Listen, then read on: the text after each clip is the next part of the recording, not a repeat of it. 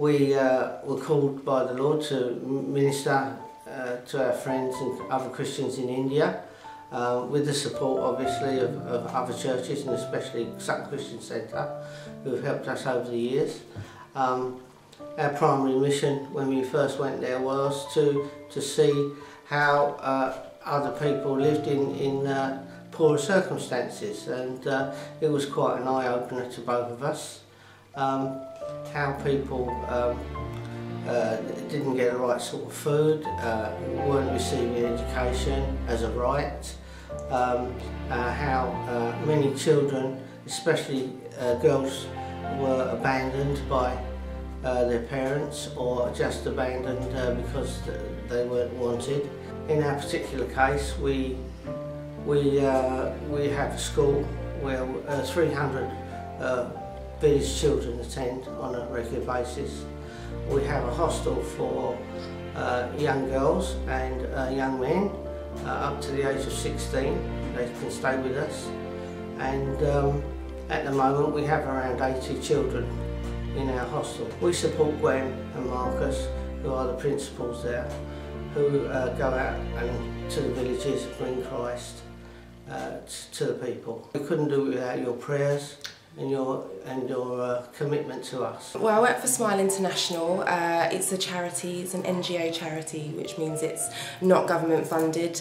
We have a lot of supporters that give us money, and what I do is I'm the trips coordinator for Smile, which basically means I send people on mission trips to experience a deeper relationship with God, and also to go out and help and to see poverty and to work with the projects that we have out there.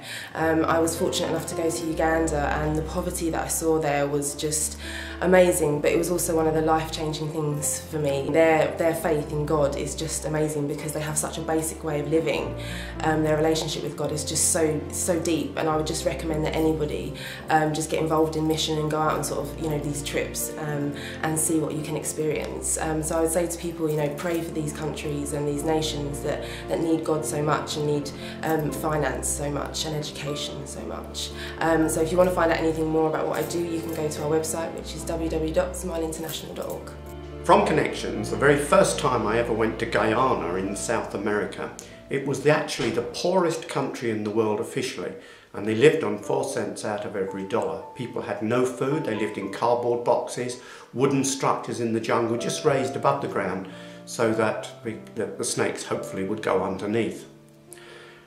That they were hungry. And one of the things we did as a church via Connections was to have a sum of money where we gave people the opportunity to set up a small farm with chickens, and then when they got enough money out of that, they would pay back and we'd pass the money on to others. And we set up a number of farms that way. In Malawi, we had a situation where it was a total famine. So the first thing we did was to actually feed the village via the pastors. The next thing we did after that was to give them seed for the next year's harvest. Then we built a maize mill. The government was so impressed with that, they gave us land so that we could build a school and a children's home. Both those things have done. And the very last thing that's been done is actually that they now have their own well, and you'd see how excited the children are with the fact they can get water free and available. The gospel is being spread by social action in so many places. So in my first 6 months here in Brazil, I worked down at Hope House with the boys, the X-Street boys. I worked in a project with the ladies from the community doing crafts. I taught lessons to the boys in Hope House, and I worked as staff on a course which helps new missionaries. We've been going out on the streets, working with the kids living on the streets. Also, I've been working in construction. The base here is a growing base, and it's always got construction needs. And also I've been doing an apprenticeship with one of the X-Street boys who lives here at Hope House. Once we've finished the Children at Risk course, we are planning to stay here in Recife, Brazil, and continue working with Hope House, the restoration house for the boys, continue going to the streets, possibly looking to go into the slums. There's a project starting in the next few months. Also, I hope to continue doing apprenticeships with training young men so that they can have jobs.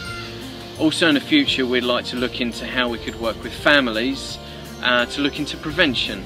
In a few years' time we hope to be ready to accept ex-street kids into our family. We now feel ready to put roots down here in Recife. One of the main things we're doing towards that is making ourselves a home. We're really grateful for all of your continued prayers and support and encouragement. Laura's got an ant on her foot. That's not funny. That's going to go into the outtakes. We are genuinely, really grateful for all of your support and encouragement, even though the ants are biting us. Thank you so much for all you do for us. We couldn't do this without you, so thank you very much. Yeah, we're really hoping that you're enjoying this journey as much as we are.